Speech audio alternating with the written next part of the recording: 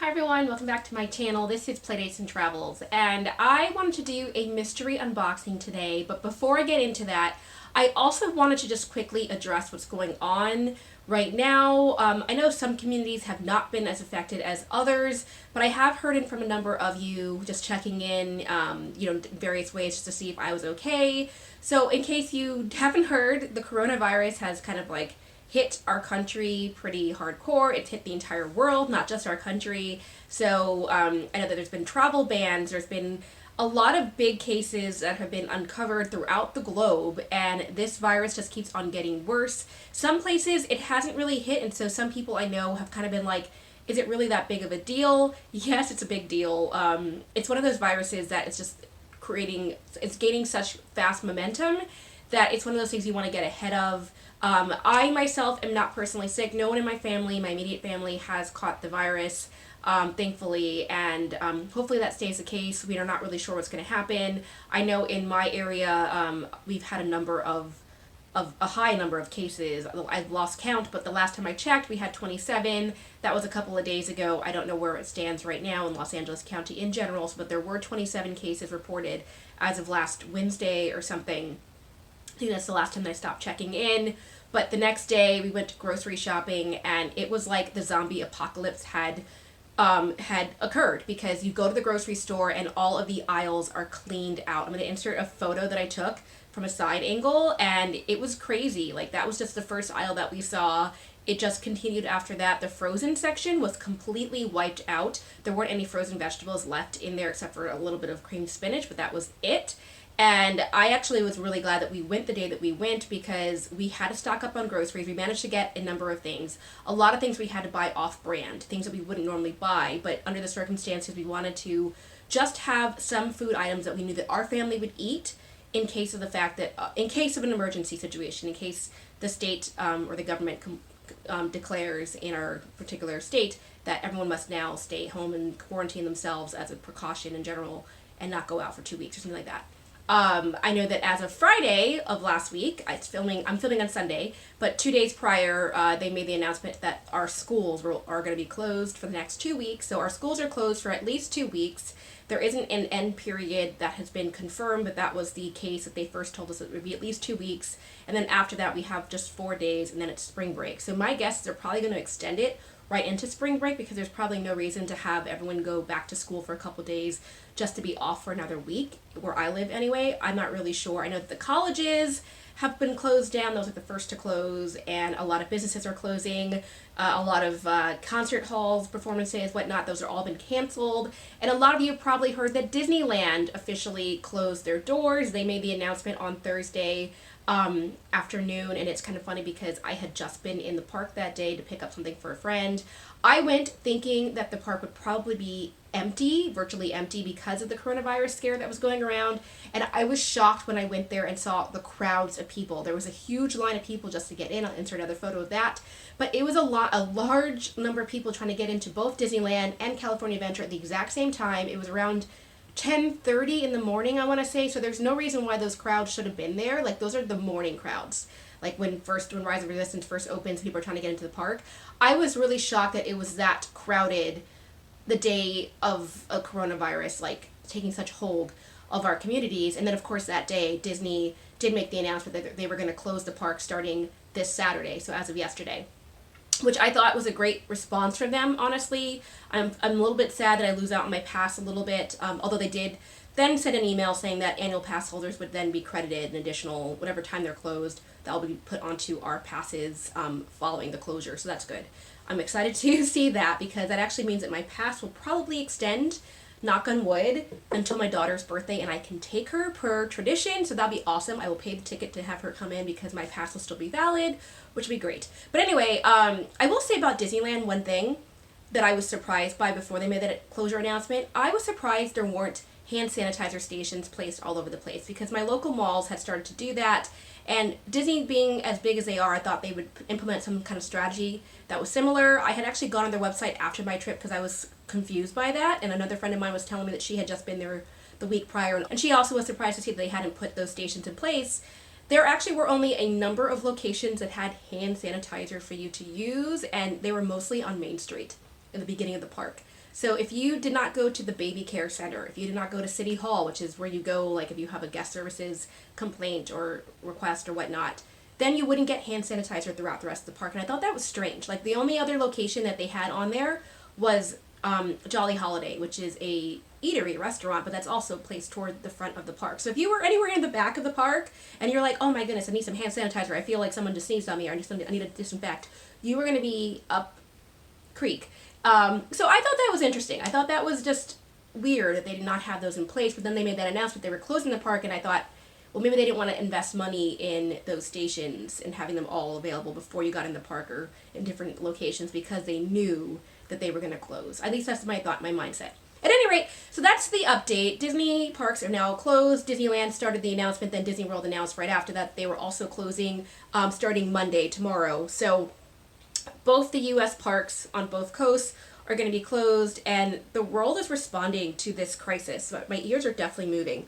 I love how these headbands never stay in place. These are official Disneyland, Disney Parks ears. By the way, these are Mulan, and I am wearing this along with this shirt because this was another thing that was announced that was closed or going to be postponed, is the Mulan movie, which was slated to come out March 27th.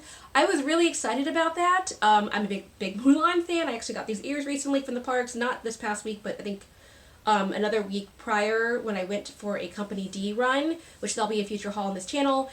And I was very excited to wear my Mulan new merchandise. And then, of course, they made the announcement that they are postponing the movie coming out. And I get it. I get the reason why they don't want people to be, you know, the social distancing needs to start taking place. People need to start congregating in such large gatherings because that's how the virus can spread so easily. And I completely get it. And, you know, safety first. But as a Mulan fan, it does kind of suck and sting a little bit there. I'm just like, I have to wait longer, and I don't know how long because they haven't announced when the postponed date will be. I have no idea if it's going to be later this year or next year or 2 years from now. I have no idea. And I have been binge listening to the new Christina Aguilera song, Loyal, Brave, and True, like on repeat on Spotify because I'm really into that song. I'm a big Christina Aguilera fan, by the way, guys. In the 90s, I was a big Christina Aguilera follower, and my name is Christina, so I was like, hey, I finally have a celebrity that has my name, and I like Christina, I really do. I liked her in the voice, etc., etc. And yeah, so I'm really proud of the fact that they brought her full circle to do the new title song for the new Mulan, given that she did the original title song back in 1998 when she was just 16 years old. That's an awesome little Disney fact right there. She went from movie number one when she was a little teeny bopper, you know, a little teen, to now when she's an adult woman, and she got to do the title song on both films. So that was a great move by Disney. I think that was a phenomenal marketing move, etc., whatever you want to think, but I am really excited for the movie, and that song just gets me. I really do like that song. Anyway, so that is my announcements. I just want to let everyone know that I was okay. Those are all the closures that I know about. If you haven't heard about them at this point, that's what's going on. So this virus is a big deal. If you are sequestered at home, I know that my husband's job just asked him to work from home. I already do work from home, but he has now been given the official okay, like for the next couple of weeks for the indefinite future, please work from home. He's going to be working from home here now too.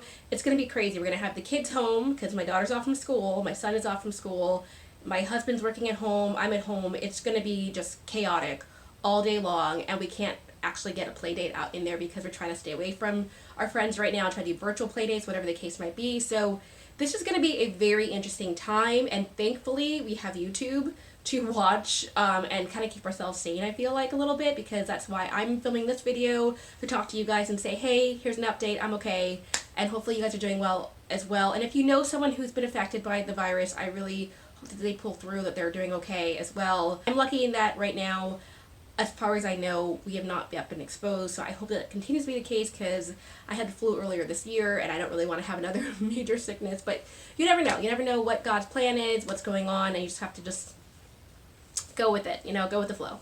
So back to my video for today. So you can see them at thelaughingplace.com, and they posted an article that did a whole preview about this. But basically the Disney store was set to do their annual Easter egg hunt adventure. We did this last year, and I showed some footage on my channel, but from March 13th through April 12th, they were going to be doing an Easter egg hunt at the Disney store. The fee went up from last year, or previous years, where it was only $5. This year it was $10. But that's because the size of the eggs was notably a lot larger, and they did a little bit different theming. So I knew that I wanted my daughter to do this, so unfortunately I did take a risk. They closed the Disney stores as of Tuesday this week, March 17th, and I knew that that was going to be happening because I got an email on the evening of March 15th, which is a Sunday. So I knew that I only had one day left to go into the store, and basically I took my daughter for one last hurrah on Monday morning to the Disney store the day before they closed, and we were there at opening and did the Easter egg hunt. I would have filmed the footage, but I just wanted to get in and out as quickly as possible. So she had a lot of fun looking for clues. They were hidden all over the place, and I'm going to show you the results of what came. This was the map. You get this map real quick that's featured here in this photo, and it has different stickers that when you found different Easter egg designs around the store, you were supposed to take the matching sticker and put it on the corresponding number. So they have numbers 1 through 8. And you would put the sticker on that to let them know that you found the Easter egg in the right spot.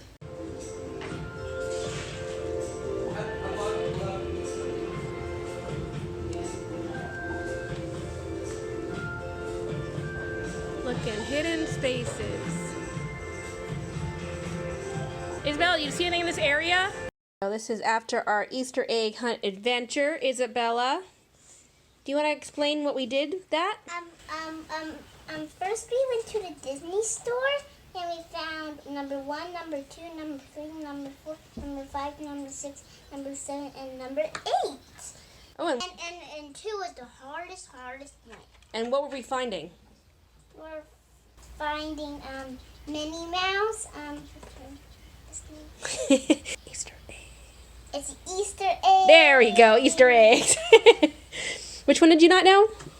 This one? Mm-hmm. Chip. Yeah, she gets Chip and Dale confused. So how it worked is they had the eggs hidden throughout the store, and when we got this map, they were just plain circles, plain eggs, egg shapes, and you were supposed to find where these were. This map is just a general map that they're using for every single Disney store throughout the country, so it had no correlation to where they were located in the store. You just had to kind of look around and find them, which that part was a little confusing at first.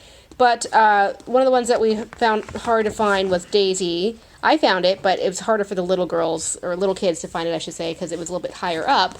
And then Chip was the hardest one in the store because he was on a rotating figure. They tried to trick us with that one, right? Yeah. What was your prize? Let's show us the prize. This is our prize, and it's an egg, and there's something inside, and can't wait to open it. So cool. So it's in like a Mickey Mouse. And this part is boring. You can peel that off. Oh, it's just a sticker, yeah. Let's get a closer up look at the egg before we open it. So this is it right here. And it's cool because it says mystery figurine is located inside. There are 5 different designs available. So, of course, if you wanted to get all 5, you just have to do this 5 different times, and each time you win, aka find all the eggs, you get a prize.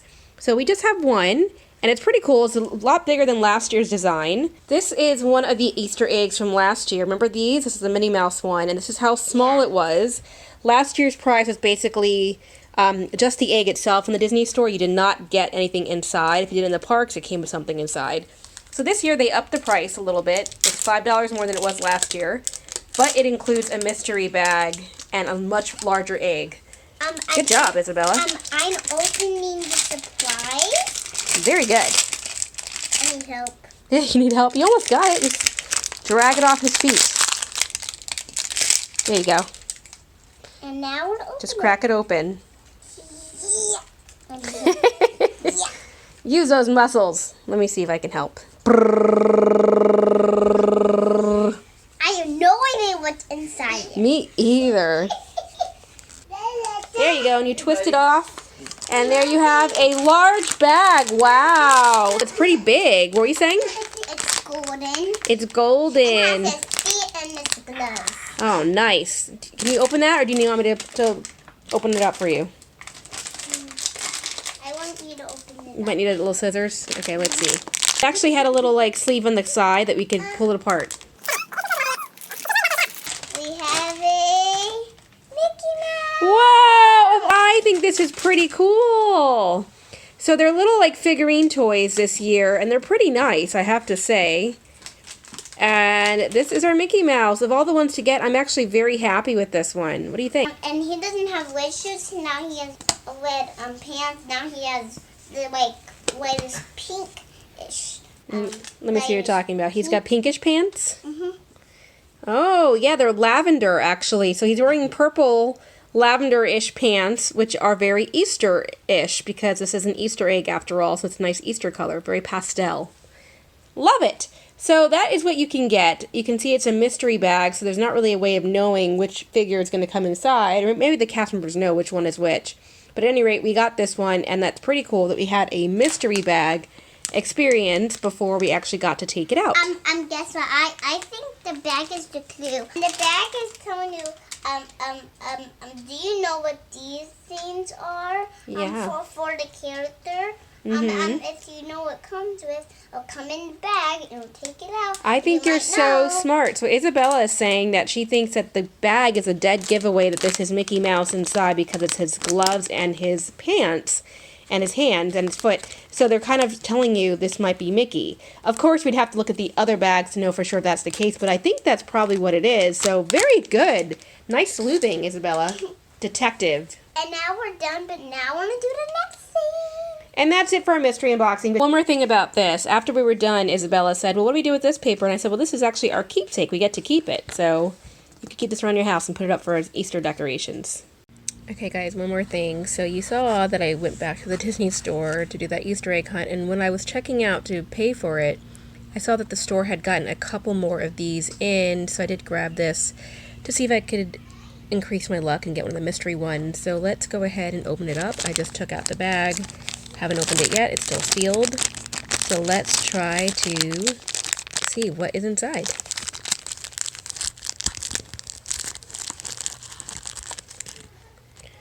Ooh. Of all the ones to get, I got The Nightmare Before Christmas.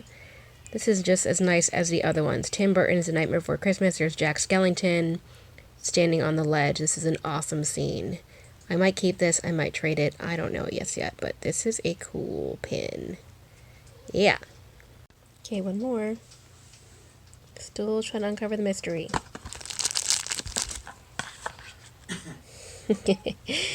No mystery, but I got the Little Mermaid. Yes, yes, yes. And this is funny because I actually traded for this. Sent the Lilo and Stitch one for this one and it got lost in the mail. So now I have my own and have to worry about that. But awesome. There's Ursula. There's Ariel. There's Eric. There's Flounder. There's Triton. This is actually really cool. Looks just like the original movie. Loving it. Did you enjoy that? Yes. Okay. So that was the video today. Can you say goodbye to all your fans? Bye. Bye. Okay. I'm wearing the new balloon ears, and these are massive. They're $35 with tax, so they're kind of expensive. But honestly, they're kind of heavy as well. Like the just sheer weight on my head, I think I would definitely get a headache. They're cute though, but I don't know. I might want to make a fake version of these just because they're just crazy. But those are the balloon ears, and they light up. I mean, the Mickey balloon heads are so cute. Okay, so this side only has the front of the balloon. And look at this new t-shirt. I might need this when it goes to the outlet. This is adorable. I like it.